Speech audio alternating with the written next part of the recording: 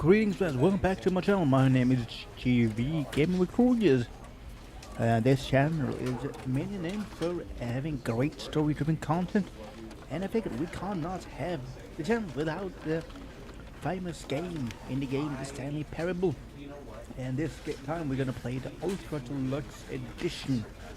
Basically, we are a simple-minded individual named Stanley, who discovers that his co-workers in his office are mysteriously vanished, and we set off to find the answer.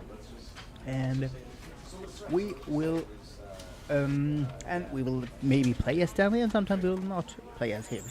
So we have our choices to which we need to take for him, and the game will end, and the game might never end.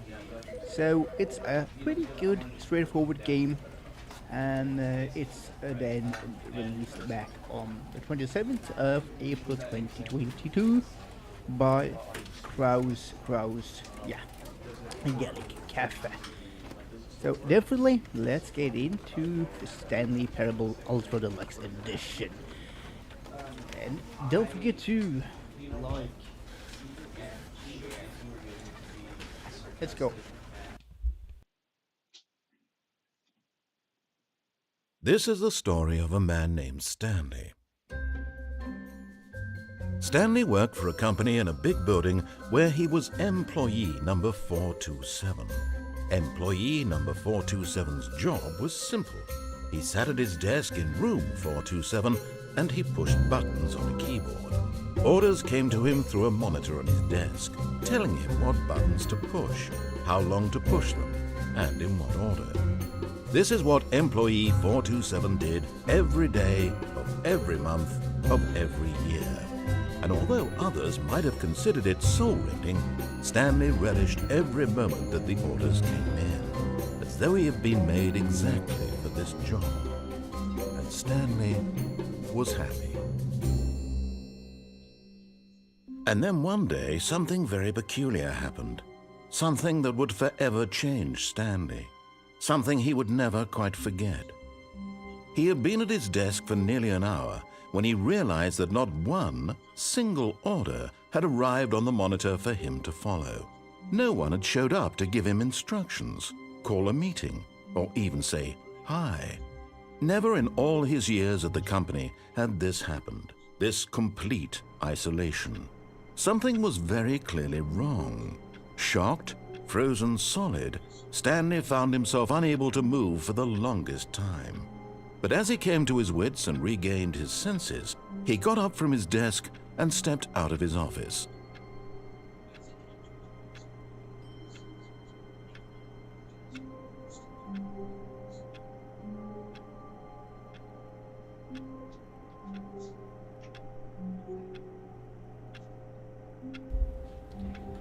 Alright, let's see.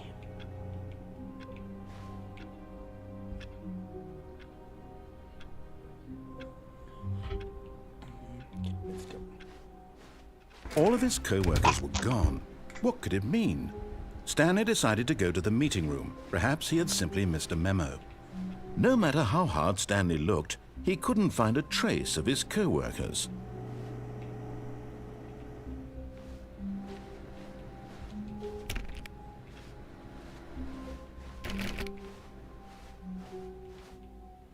Let's just look at the painting. Door. Stanley went around touching every little thing in the office, but it didn't make a single difference, nor did it advance the story in any way. 425.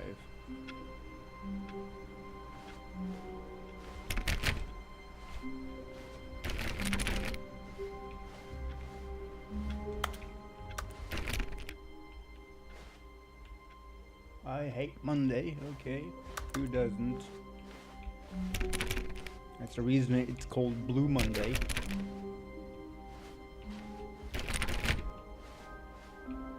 Okay. When Stanley came to a set of 2 open doors, he entered the door on his left. Left. Right. This was not the correct way to the meeting room, and Stanley knew it perfectly well. Perhaps he wanted to stop by the employee lounge first, just to admire it.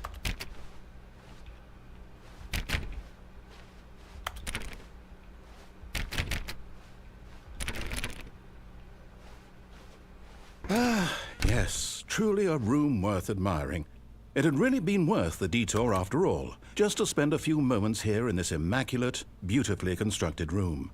Stanley simply stood here, drinking it all in. I can't tell what it says until I see we... Yes, really, really worth it being here in the room. A room so utterly captivating that even though all your co-workers have mysteriously vanished, here you sit looking at these chairs and some paintings. Really worth it. Well... At this, but eager to get back to business, Stanley took the first open door on his left. His left? No.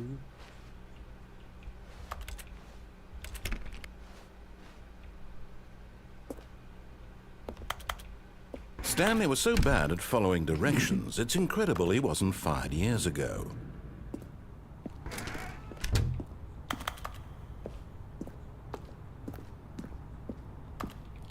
Okay, warning. Do not jump from the cargo lift while it's in motion. Will cause death. Penalty for misuse of cargo lift, $1,000. Penalty for jumping off the cargo lift, $5,000. Okay. So... you die and you get a penalty? Interesting. Look, Stanley, I think perhaps we've gotten off on the wrong foot here.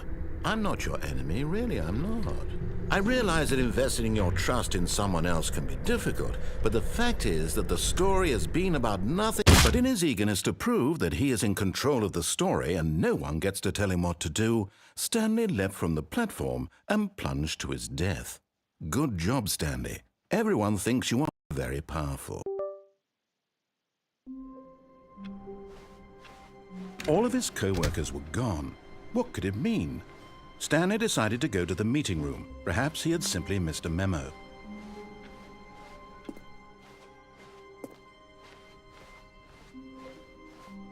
When Stanley came to a set of 2 open doors, this was not the correct way to the meeting room, and Stanley knew it perfectly well. Perhaps he wanted to stop by the employee lounge first, just to admire it. Wow, yes, this room. But eager to get back to business, Stanley took the first open door on his left. Stanley was so bad at following directions, it's incredible he wasn't fired years ago. Look, Stanley, I think perhaps we've gotten off on the wrong foot here. I'm not your enemy, really, I'm not. I realize that investing your trust in someone else can be difficult, but the fact is that the story has been about nothing but you all this time. There's someone you've been neglecting, Stanley. Someone you've forgotten about. Please, stop trying to make every decision by yourself. Now, I'm not asking for me, I'm asking for her.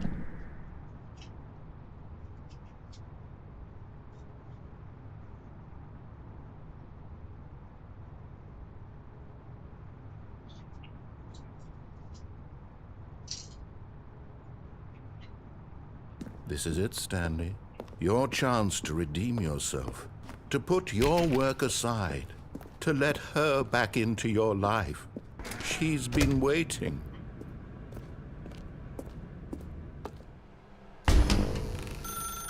That's her, Stanley. You need to be the one to do this, to reach out to her. If you can truly place your faith in another, then pick up the phone.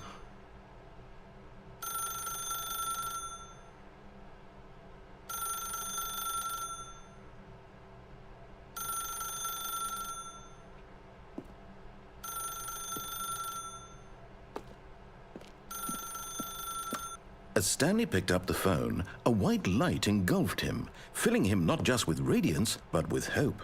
Hope for a life reunited one... Wait. Oh, goodness. Stanley, did you just unplug the phone? No, that wasn't supposed to be a choice. How did you do that? You actually chose incorrectly? I didn't even know that was possible. Let me double check.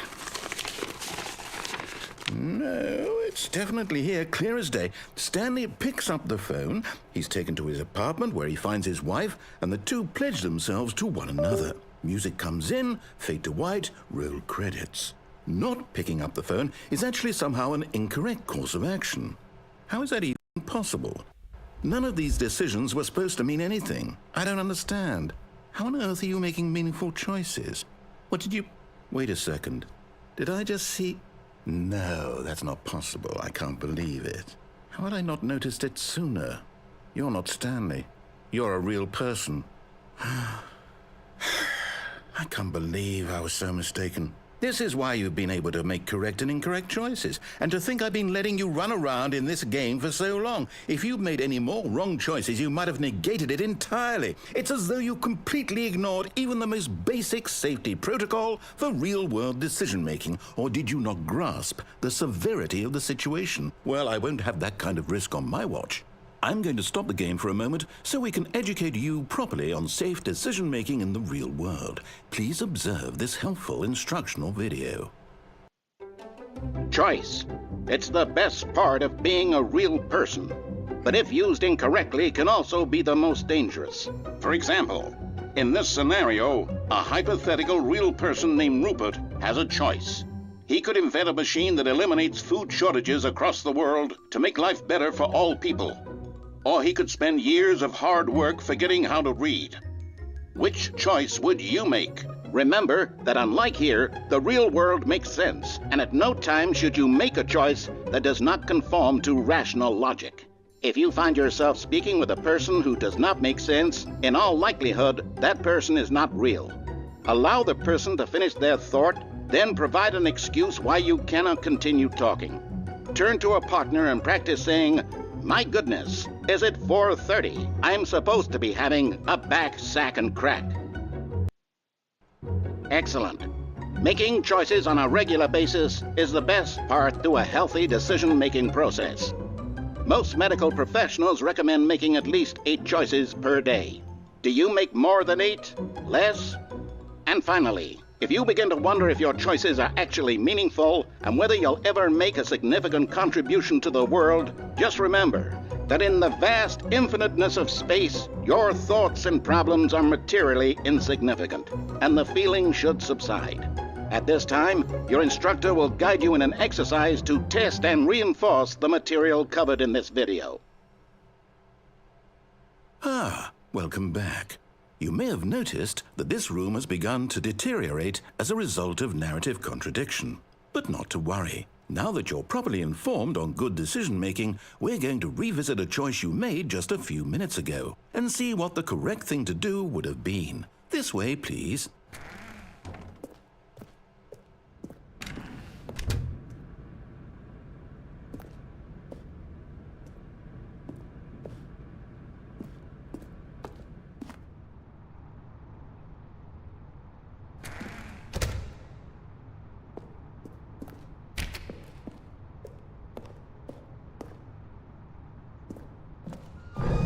Now that we know your choices are meaningful, we can't have you jumping off the platform and dying.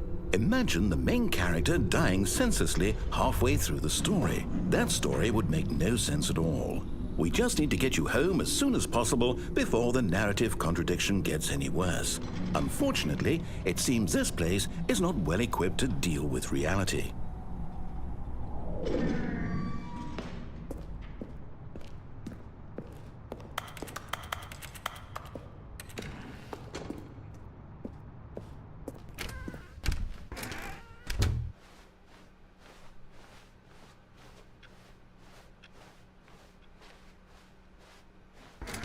Almost there.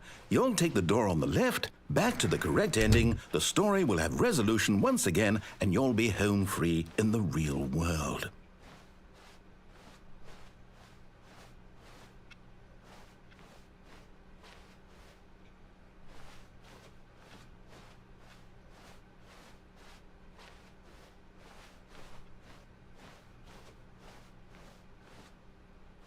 Now remember, all you need to do is behave exactly as Stanley would.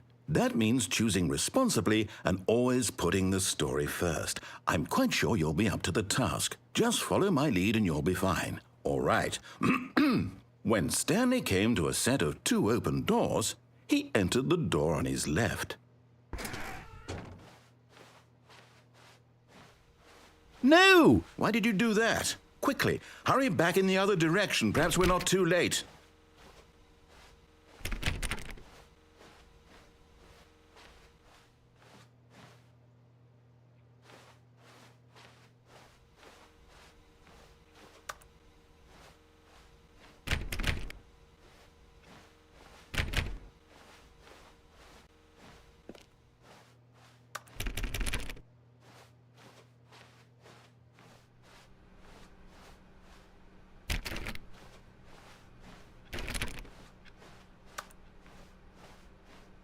Oh, it's ruined. I can't believe, after everything we talked about, that my story, you've destroyed my work. Why? For what? What did you get out of that? What did you think was so special about seeing the game undone, left here like so much garbage? It's worthless now. And what am I supposed to do? Even if there were a way to continue, would it be worth it? To know that my story is now incorrect? How can I go back to that? I can't erase that knowledge. I'll have to live with it forever, reliving its impossibility forever. I couldn't live that way. Is it better to shut the game down entirely? To willingly destroy all of my work? I don't know. What's the answer? What do I do? What do I do? What do I... No, I have to. I have to shut the game down. I have to. I have to.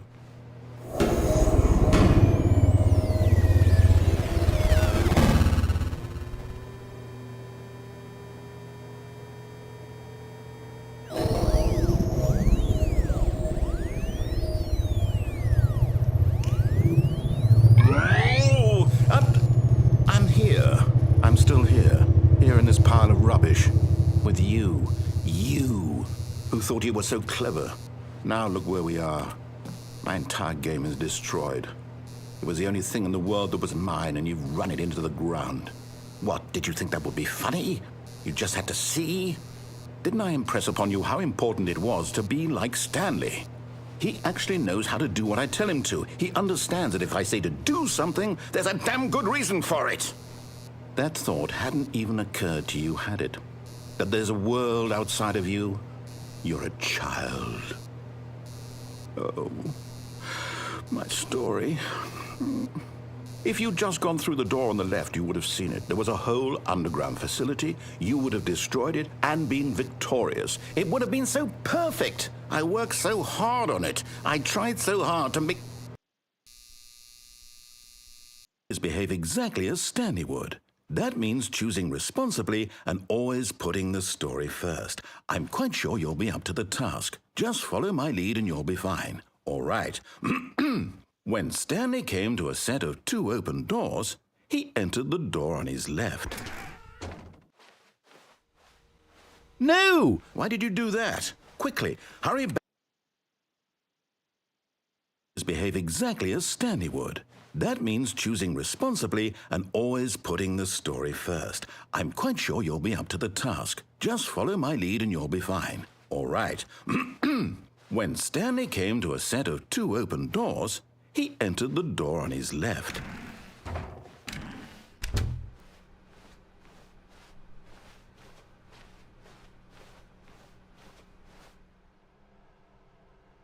Yet there was not a single person here either.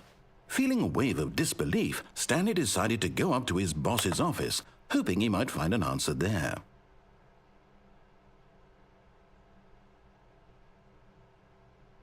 Okay.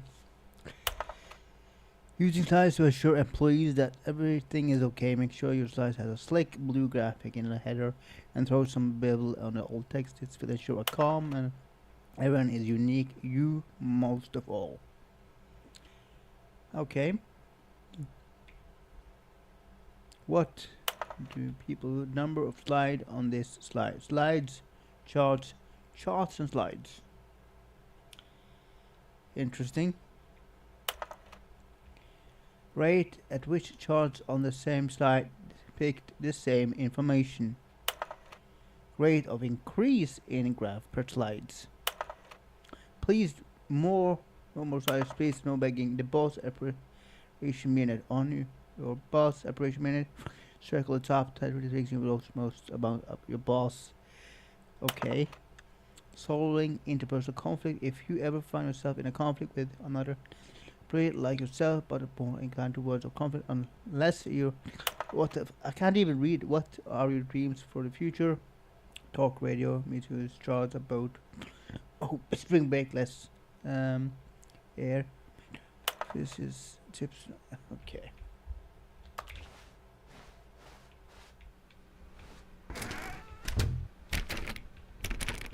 Can't go in the broom closet, can we? Coming to a staircase, Stanley walked upstairs to his boss's office.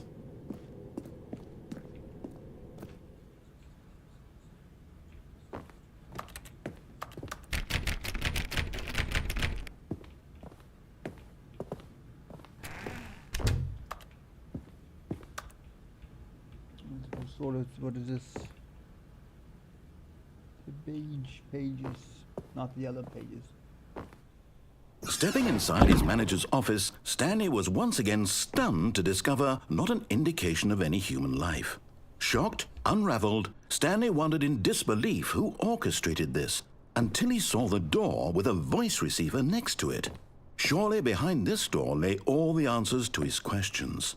And beyond all probability, he knew the passcode. He had seen it on his boss's computer just last week. Nightshark 115.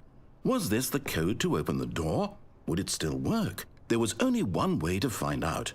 Stanley had been trained never to speak up, but now he would draw from within himself the courage to face the unknown.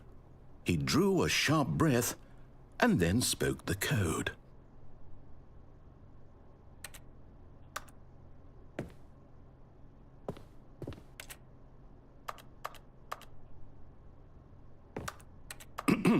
Stanley spoke the code. Nightshark 115. He spoke it into the receiver, right there on the wall.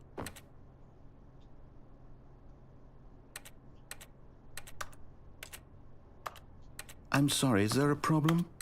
You didn't mishear me, did you? Please speak the code into the receiver. Otherwise, we can't get on with the story. This is a crucial step.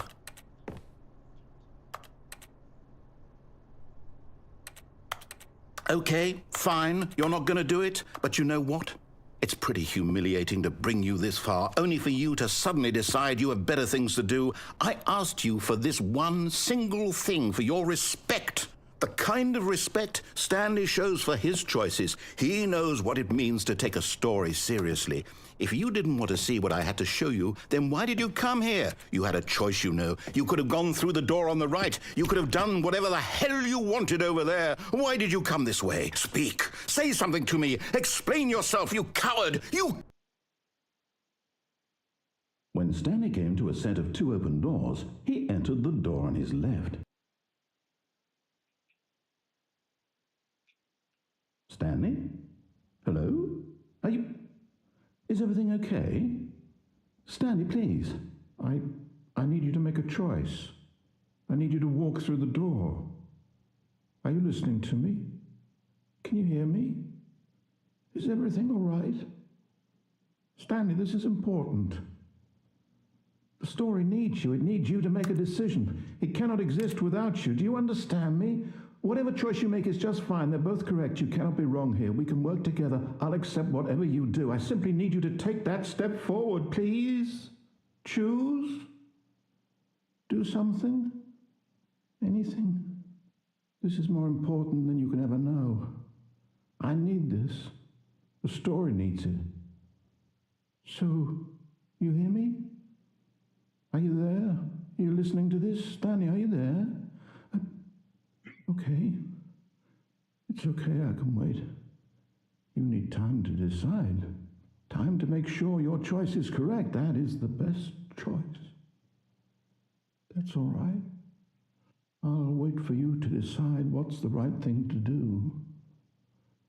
Take as much time as you need. Oh, we couldn't press any buttons, so we couldn't go any further. A strange thing. Okay, let's do the right thing now. All of his co-workers were gone. What could it mean? Stanley decided to go to the meeting room. Perhaps he had simply missed a memo.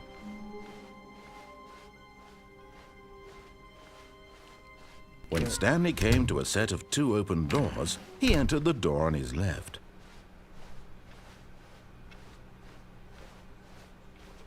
Yet there was not a single person here either. Feeling a wave of disbelief, Stanley decided to go up to his boss's office. Oh, that's when a broom Stanley closet. stepped into the broom closet, but there was nothing here, so he turned around and got back on track.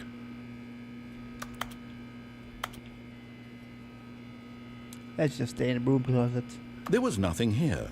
No choice to make, no path to follow, just an empty broom closet. No reason to still be here.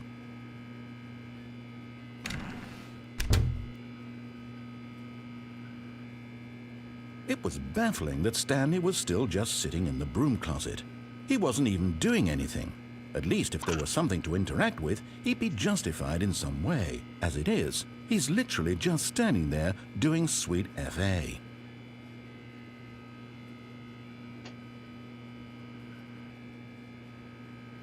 Are you really still in the broom closet? Standing around doing nothing? Why? Please offer me some explanation here. I'm genuinely confused.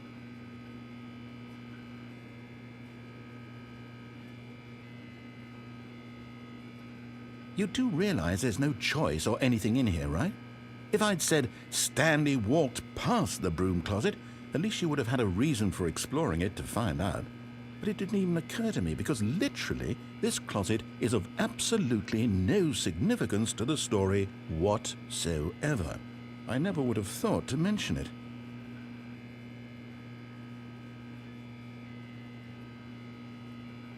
Maybe to you this is somehow its own branching path. Maybe when you go talk about this with your friends you'll say, "Oh, did you get the broom closet ending? The broom closet ending was my favorite." I hope your friends find this concerning.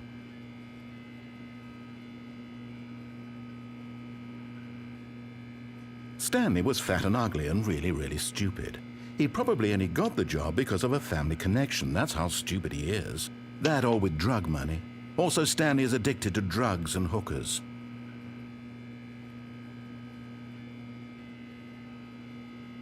Well, I've come to a very definite conclusion about what's going on right now.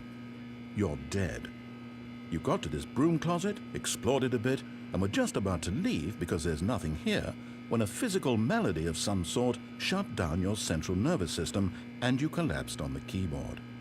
Well, in a situation like this, the responsible thing is to alert someone nearby so as to ensure that your body is taken care of before it begins to decompose.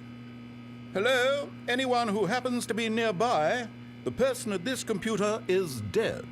They have fallen prey to any number of your countless human physiological vulnerabilities. It's indicative of the long-term sustainability of your species. Please remove their corpse from the area and instruct another human to take their place, making sure they understand basic first-person video game mechanics and filling them in on the history of narrative tropes in video gaming, so that the irony and insightful commentary of this game is not lost on them. All right, when you've done that, just step out into the hallway.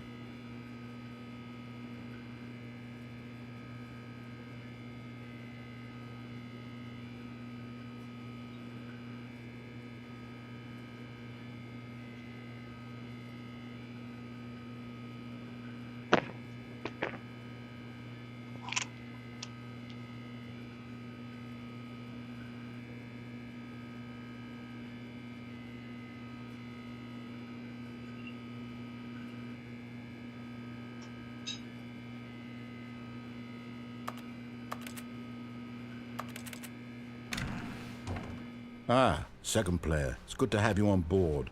Coming to a staircase, Stanley walked upstairs to his boss's office.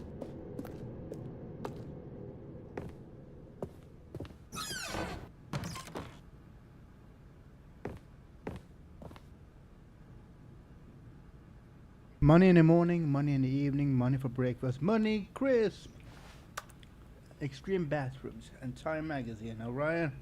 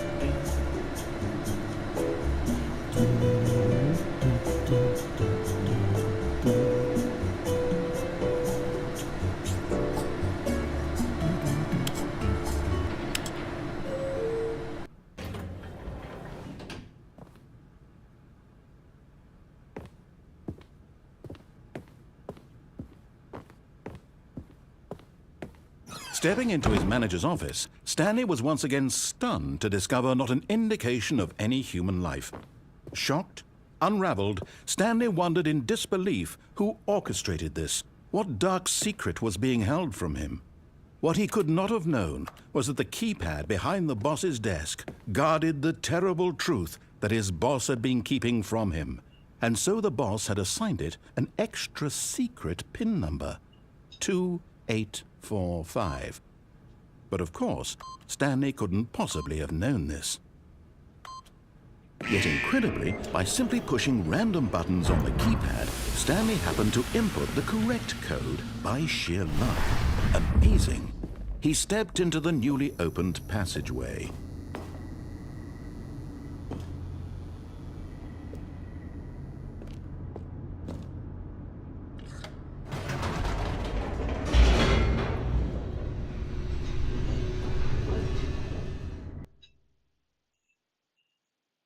Descending deeper into the building, Stanley realized he felt a bit peculiar.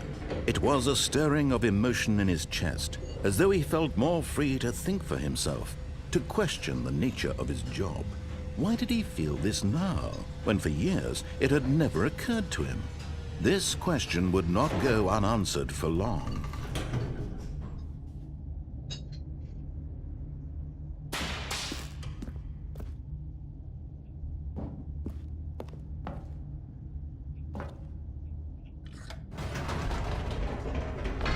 Whoops, nope, never mind. Stanley actually got back into the elevator and went back up. Silly me.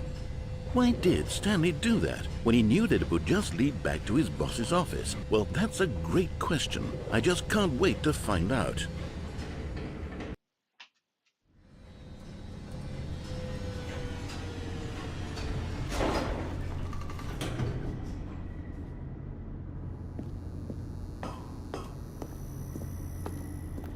Here we are, Stanley. It's your boss's office. Exactly the way it was before you got onto the elevator. It's still just exactly what it is. What a decision you've made to come up here and look at the office again.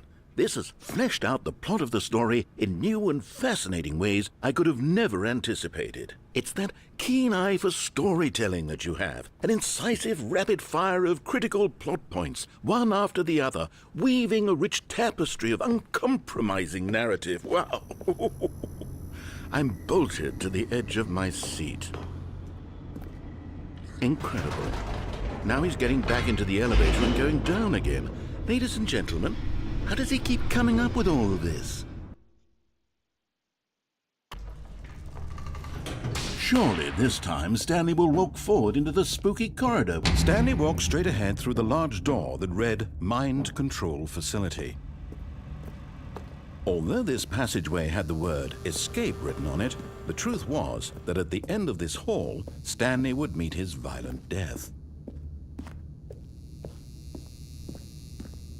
The door behind him was not shut. Stanley still had every opportunity to turn around and get back on track.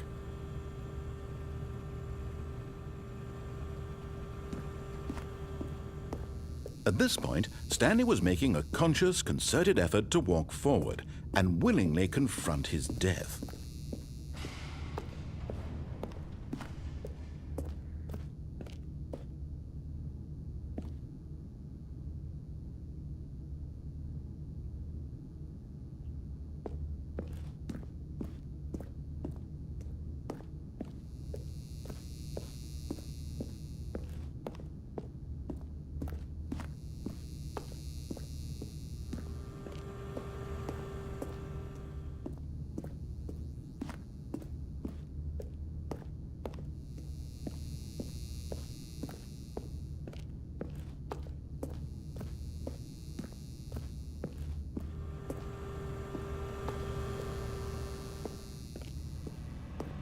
But of course, Stanley thought better of it and realized he simply had too much to live for.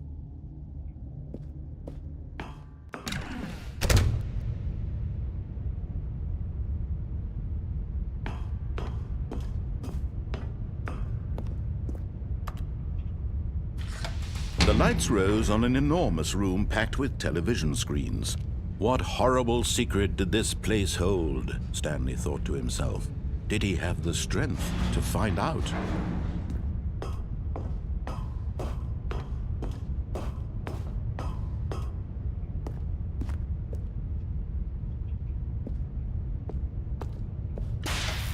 Now the monitors jumped to life, their true nature revealed. Each bore the number of an employee in the building, Stanley's co-workers.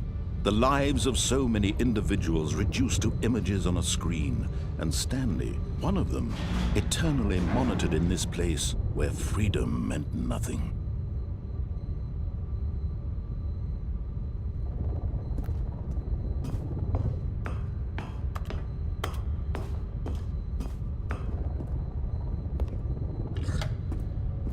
This mind control facility, it was too horrible to believe. It couldn't be true.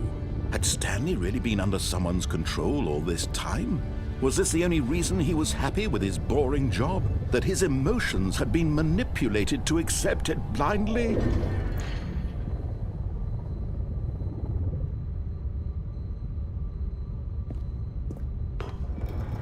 No, he refused to believe it. He couldn't accept it. His own life in someone else's control? Never! It was unthinkable, wasn't it? Was it even possible? Had he truly spent his entire life utterly blind to the world?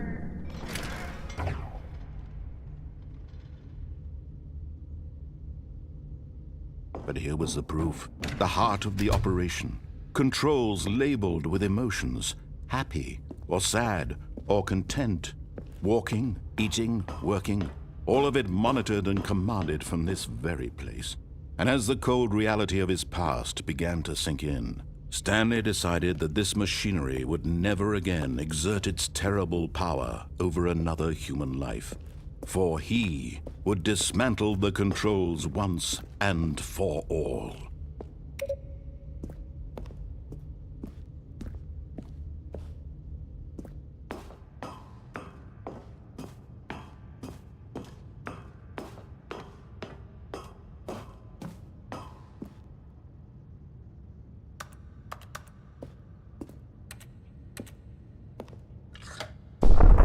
Oh, Stanley, you didn't just activate the controls, did you?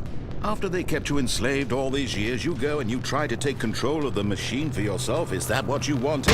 Control? Oh, Stanley, I applaud your effort, I really do. But you need to understand, there's only so much that machine can do. You were supposed to let it go, turn the controls off, and leave. If you want to throw my story off track, you're going to have to do much better than that. I'm afraid you don't have nearly the power you think you do. For example, and I believe you'll find this pertinent, Stanley suddenly realized he had just initiated the network's emergency detonation system. In the event that this machine is activated without proper DNA identification, nuclear detonators are set to explode, eliminating the entire complex. How long until detonation then? Let's say, 2 minutes. Now this is making things a little more fun, isn't it, Stanley? It's your time to shine. You are the star. It's your story now. Shape it to your heart's desires. Oh, this is much better than what I had in mind. What a shame we have so little time left to enjoy it. Mere moments until the bomb goes off. But what precious moments each one of them is. More time to talk about you, about me, where we're going, what all this means. I barely know where to start. What's that? You'd like to know where your co-workers are? A moment of solace before you're obliterated? All right, I'm in a good mood. You're gonna die anyway. I'll tell you exactly what happened to them. I erased them. I turned off the machine. I set you free. Of course, that was merely in this instance of the story. Sometimes when I tell it, I simply let you sit there in your office forever, pushing buttons endlessly and then dying alone. Other times, I let the office sink into the ground, swallowing everyone inside, or I let it burn to a crisp. I have to say this, though, this version of events has been rather amusing. Watching you try to make sense of everything and take back the control wrested away from you, it's quite rich. I almost hate to see it go. But I'm sure whatever I come up with on the next go-around will be even better. My goodness, only 34 seconds left. But I'm enjoying this so much. You know what? To hell with it. I'm going to put some extra time on the clock. Why not? These are precious additional seconds, Stanley. Time doesn't grow on trees. Oh dear me, what's the matter, Stanley? Is it that you have no idea where you're going or what you're supposed to be doing right now? Or did you just assume when you saw that timer that something in this room was capable of turning it off? I mean, look at you. Running from button to button, screen to screen, clicking on every little thing in this room. These numbered buttons, no, these colored ones, or maybe this big red button, or this door. Everything, anything, something here will save me. Why would you think that, Stanley? That this video game can be beaten? Won? Solved? Do you have any idea what your purpose in this place is? Stanley, you're in for quite a disappointment. But here's a spoiler for you. That timer isn't a catalyst to keep the action moving along. It's just seconds ticking away to your death. You're only still playing instead of watching a cutscene because I want to watch you for every moment that you're powerless, to see you made humble. This is not a challenge, it's a tragedy. You wanted to control this world, that's fine. But I'm going to destroy it first, so you can't. Take a look at the clock, Stanley. That's 30 seconds you have left to struggle. 30 seconds until a big boom and then nothing. No ending here, just you being blown to pieces. Will you cling desperately to your frail life, or will you let it go peacefully? Another choice? Make it count. Or don't. It's all the same to me, all a part of the joke. And believe me, I will be laughing at every second of your inevitable life from the moment we fade in until the moment I say, happily ever after.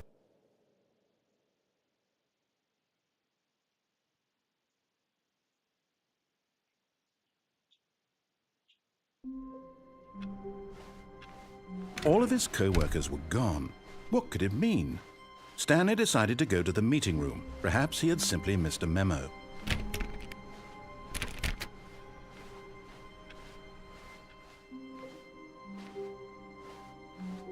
Oh, new content? What does that mean, new content?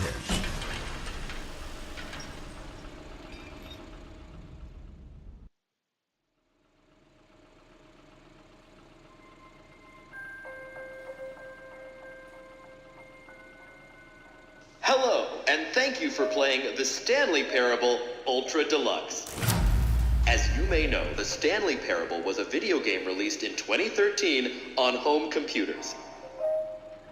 After receiving critical and commercial success, it was expanded upon in 2022 with the Stanley Parable Ultra Deluxe, a reimagining of the game for consoles and home computers.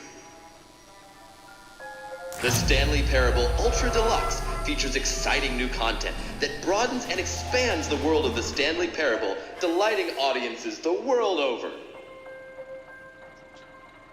Please step inside and see what thrilling new adventures await in the Stanley Parable Ultra Deluxe. Oh, well, this sounds delightful. I'm very excited to see the thrilling new Ultra Deluxe content.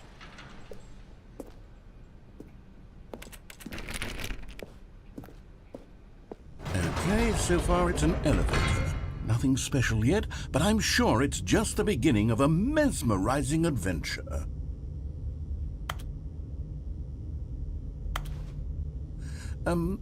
Is it broken? What's going on here?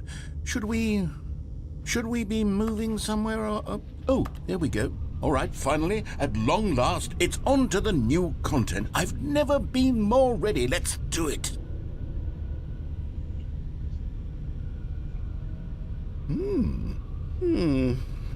I have to say, initial impressions of Stanley Parable Ultra Deluxe, mostly tedious. It's as if Oh, okay. Let's see the content. Give me the content, Stanley. All right, let's see. It's the jump circle.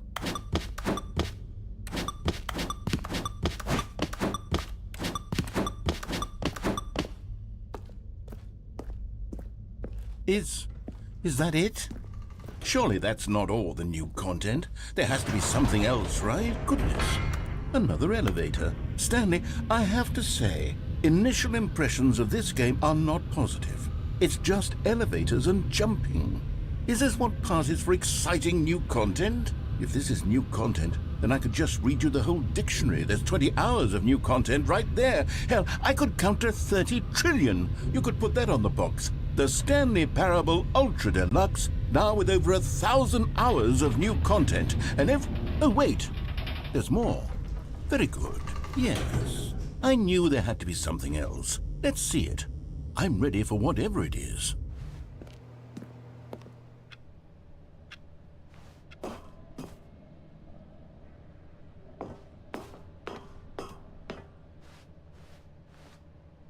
That's it? Oh, you've got to be kidding me. You see, Stanley? This is what happens when greedy video game developers with no respect for their fan base rush a cheap expansion to market for no reason other than to make an easy dollar. And don't get me started on the level of craftsmanship that's gone into it. In fact, I'm looking right now at the game's achievements, and it's hard to believe one of them actually says, "Test achievement, please ignore." What quality assurance department signed off on this? I'm infuriated and I'm offended, and I intend to find these people on Twitter and hold them personally accountable. It's my fault, Stanley. I built up too much anticipation around the new content, I'm afraid. It could never have lived up to such expectations. If you're still with me, why don't we just reset the game and we'll try to get back to what the Stanley Parable is really about. No frills, no gimmicks. Just you and me having a great time together like always. What do you say, friend?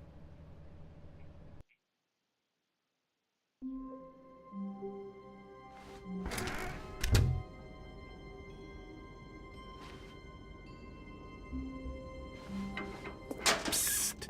Stanley! Come over here! In the vent! I want to show you something!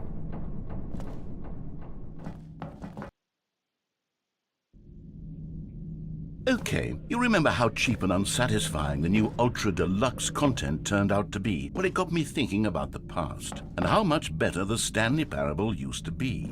So I made something special and tucked it away here where the game's developers won't find it. Just our little secret. Take a look. I call it the Memory Zone.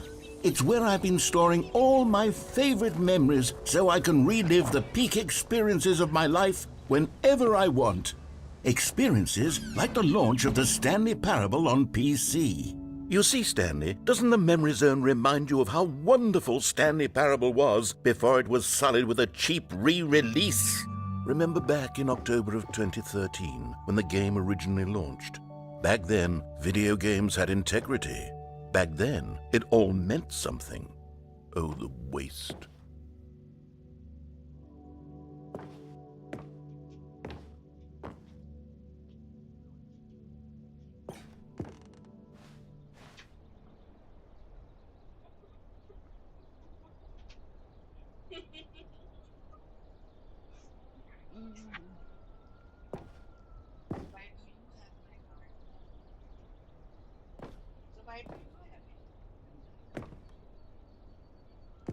जब मैंने दिया तो मैंने सारे बातों की मानी ये नहीं कि तू एक एक करके रखेगा मेरे को मिलेगा एक दिन देगा देगा फिर मैं तीसरा मांगूंगा देगा फिर एक एक्स्ट्रा कार्ड दूंगा बहुत सारे पैसे होंगे पैरों में चलेगा नहीं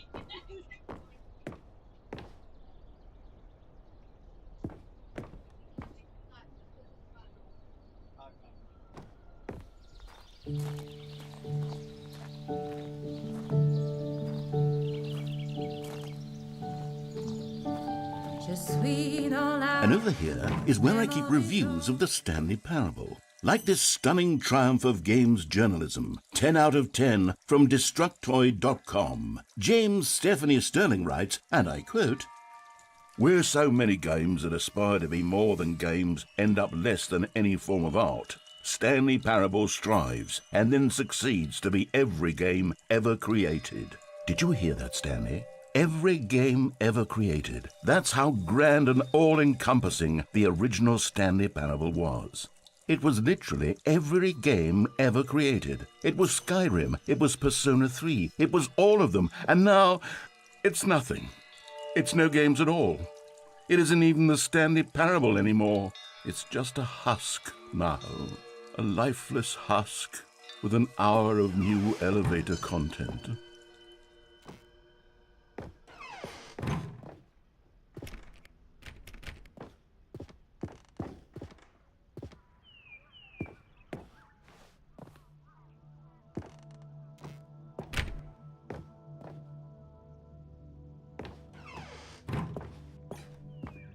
Here's another moving passage, this time from GameSpot.com. The Stanley Parable is both a richly stimulating commentary on the nature of choice in games and one that offers some of the most enjoyable, surprising, and rewarding choices I've ever been confronted with in a game. 9 out of 10. Don't you get it, Stanley? The game was perfect. It didn't need anything else. It didn't need new content. It just needed to be left alone, to spend the rest of time collecting dust in the hallowed hall of beloved video game memories.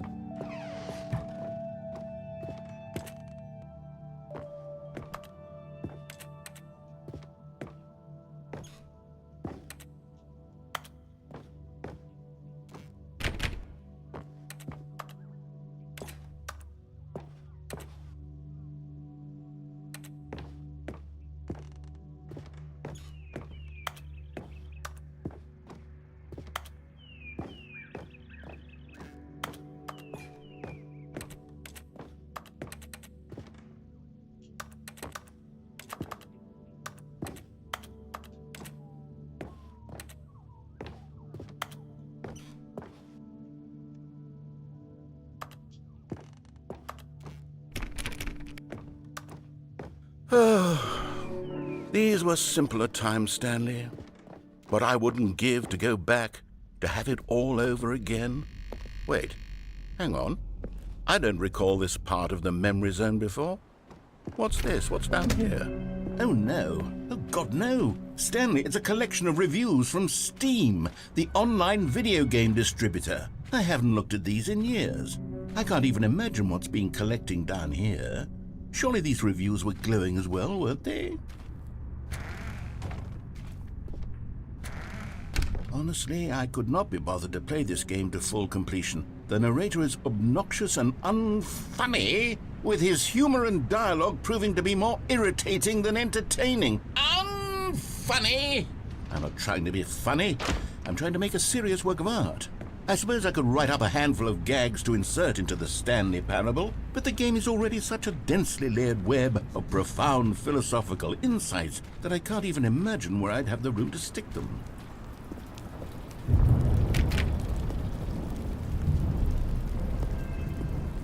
Okay, let's see what this one says. While the idea for the game is good, for someone who prefers non-linear games, this preachiness gets annoying fast. Preachy? Stanley, I'm not preachy, am I?